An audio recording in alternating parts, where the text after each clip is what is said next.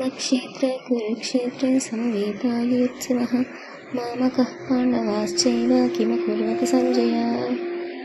ధృతరాష్ట్రుడు పలికెను, ఓ సంజయ, కురుక్షేత్రంలోని ధర్మక్షేత్రంలో నా తనయులు పాండుతనయులు యుద్ధము చేయగోరిన వారే సమకూడిన పిదప ఏమి చేసిరి?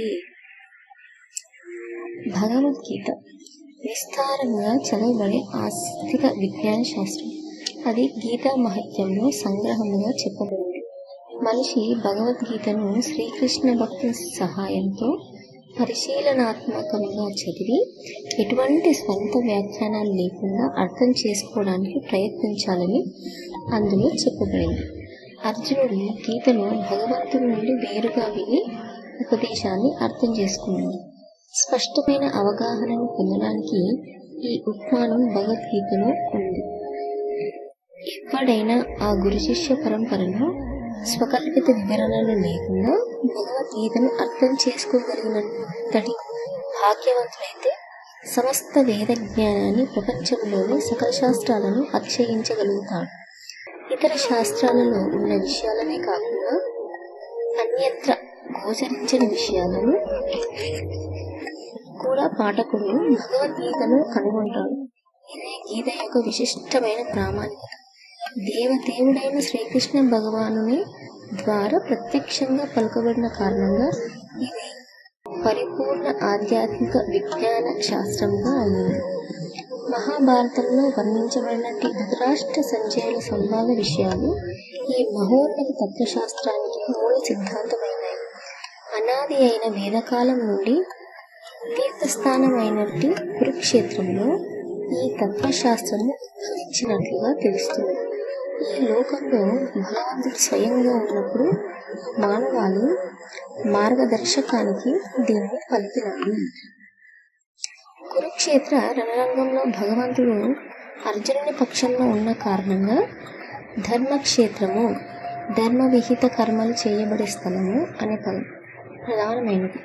కౌరవుల తండ్రి అయిన ధృతరాష్ట్రుడు తన తనయుల చరమ విజయావకాశము గురించి చాలా సందేహించాడు.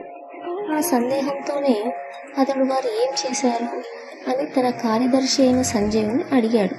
తన పుత్రులు, తన సోదరుడైన పాండురాజు పుత్రులు యుద్ధం చేయాలనే నిశ్చయంతో కురుక్షేత్ర రణరంగంలో సమకూడారని అతనికి తెలుసు. అయినా అతడు ఆ విచారణ చేయడం చాలా ముఖ్యమైనది. జ్ఞాతులైన సోదరుల మధ్య రాజీని అతడు కోరుకోలేదు. అలాగే రణరంగంలో తన పుత్రుల విధి ఏ రీతిగా ఉన్నదో అతడు తెలుసుకోగోరాడు.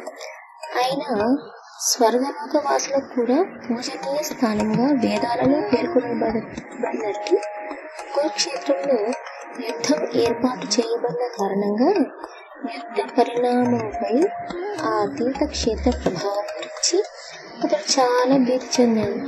స్వభావరీత్యా ధర్మపరులైన కారణంగా అర్జునుడు ఇతర పాండసుతులైన అది అనుకూల ప్రభావాన్ని చూపిస్తుందని అతనికి బాగా తెలుసు.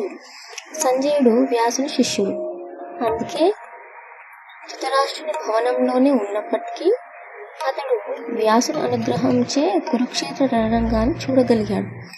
కనుకనే యుద్ధరంగంలోని పరిస్థితిని గురించి ధృతరాష్ట్రుడు అతనిని అడిగాడు. పాండవులు ధృతరాష్ట్రుడు పుత్రులు, ఒకే వంశానికి చెందినవారు. కానీ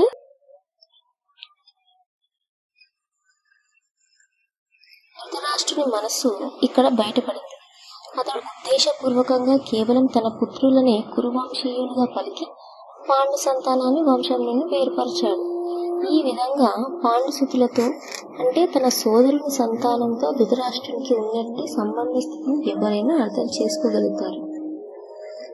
పంట పొలం నుండి కలుపు మొక్కలను తీసివేసే రీతిగా ధర్మపితి అయిన శ్రీకృష్ణుడు నిలిచి ఉన్నట్టు కురుక్షేత్రంలోని ధర్మక్షేత్రం నుండి కలుపు మొక్కల వంటి దుర్యోధనాది ధృతరాష్ట్ర తనయులు పెరికివేయబడతారని, ధర్మరాజదే పరమధర్మయుతులు భగవంతునిచే సుప్రతిష్ఠులు కాగలరని మొదటి నుండే ఊహించబడింది.